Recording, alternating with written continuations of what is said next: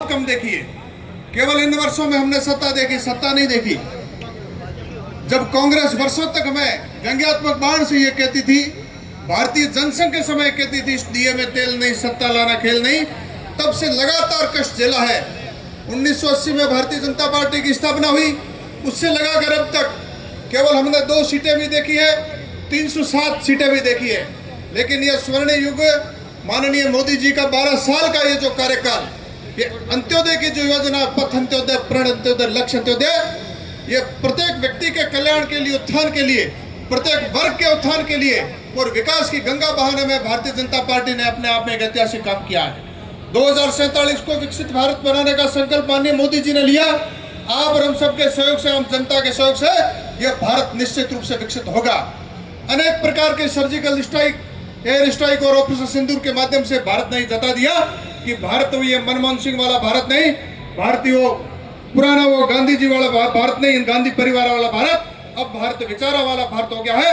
राष्ट्रवादी विचारों वाली भारतीय जनता पार्टी आ गई है।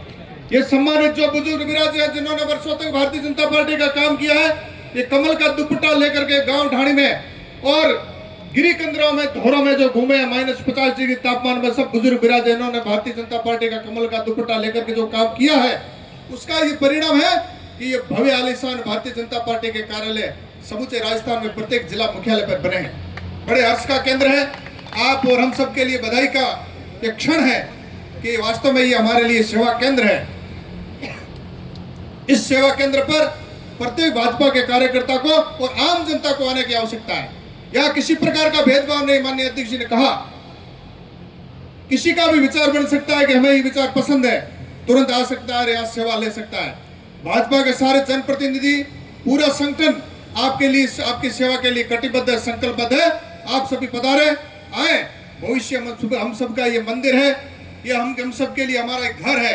इस विचार के घर में जैसे डॉक्टर श्यामा प्रसाद मुखर्जी और पंडित दीनदयाल उपाध्याय, जिन्होंने एक संगठन के लिए काम किया, संग छदम संवदत्तम संव मनासी जानताम देवा भागे यथा पूर्वे संजा नाना उपासते।